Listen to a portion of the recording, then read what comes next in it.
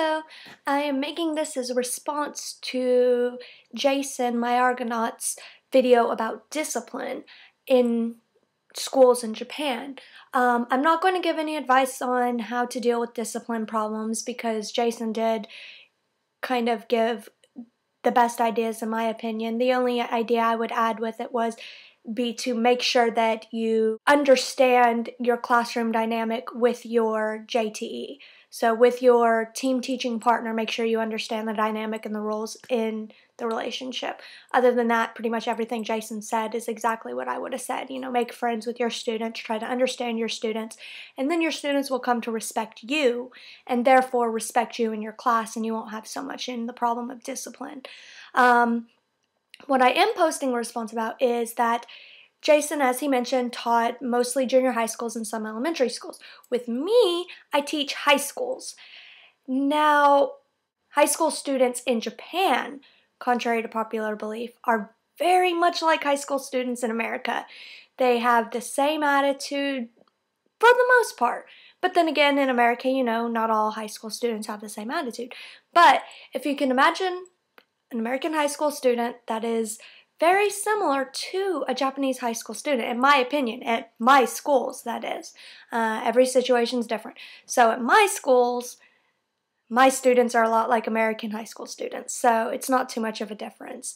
I don't have any major discipline problems, you know, like students being disrespectful, students fighting each other in class, you know. I don't have any really bad discipline problems. I have probably 4 major problems, and they're sleeping in class, talking in class, paying attention in class, so those kind of all go in together, and the last one is the one that just gets on my last nerve: cell phone in class.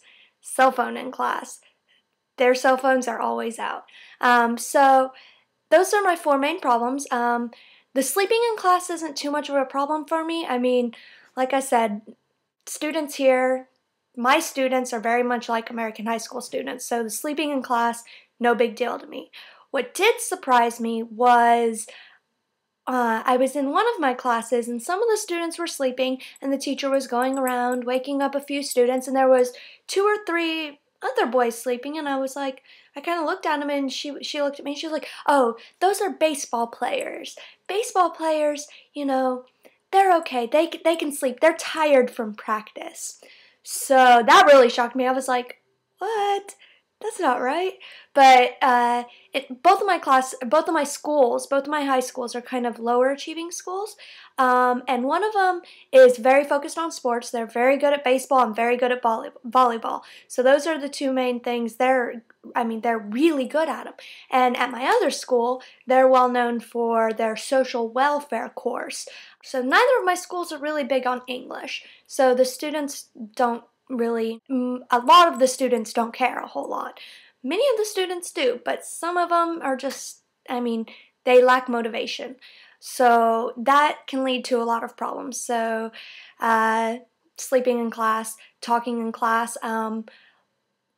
Usually talking in class isn't too big of a deal. I just tell them, you know, okay, listen up, and kind of raise my voice, and as I raise my voice, their voice goes down, so my voice goes down.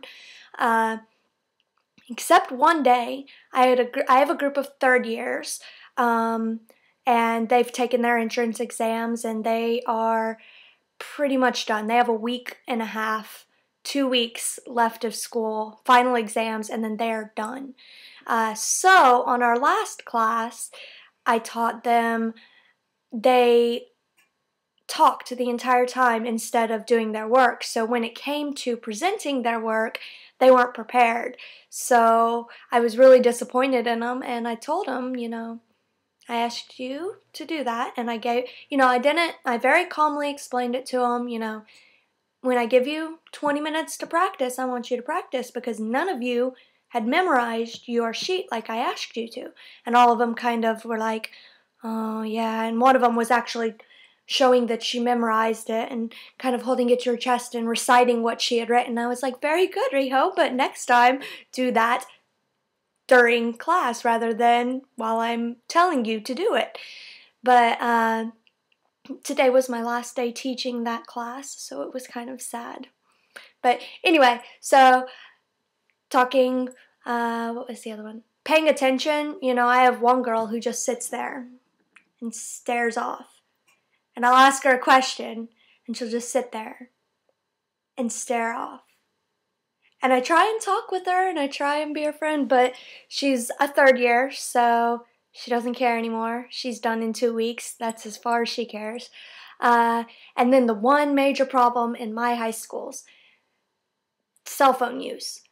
Many teachers don't restrict it. So I have one teacher that I teach with that every time he's like, okay, cell phone's off. And other than that, all my other classes use their cell phones.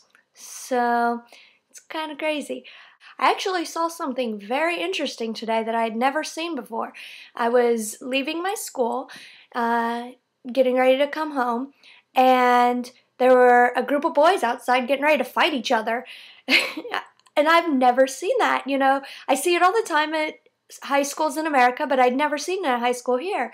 And there are two boys just getting ready to go at it, and a ring of boys around them watching it. And then this little, 5'3" science teacher in her lab coat standing in between them, like pushing them between. I was like, they're going to plow that poor woman over. But, there's nothing I could have done. They wouldn't have understood me anyway. So it was just really surprising to me. It's the first time I've ever seen that kind of discipline problem. But anyway, so that's the kind of problems that I've faced in high school. I don't know if the cell phone problem would be so big a deal in junior high. I don't know. So anyway, I hope this was a good other side of the story. So you have junior high school, and now you have high school too. Hope you enjoyed. Peace.